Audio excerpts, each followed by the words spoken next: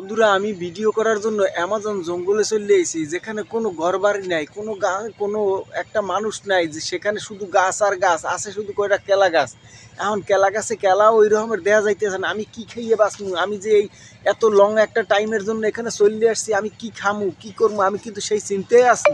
যাই হোক, এখানে কোনো পানির ব্যবস্থাও নাই, খাওয়ার তো ব্যবস্থা একেবারেই নাই। এখন দেখি এখানে ওই যে ওই কলা দেখা যাইতেছে, ওই যে ওই ওই ওই ওই আড্ডে কলা দেখা যাইতেছে।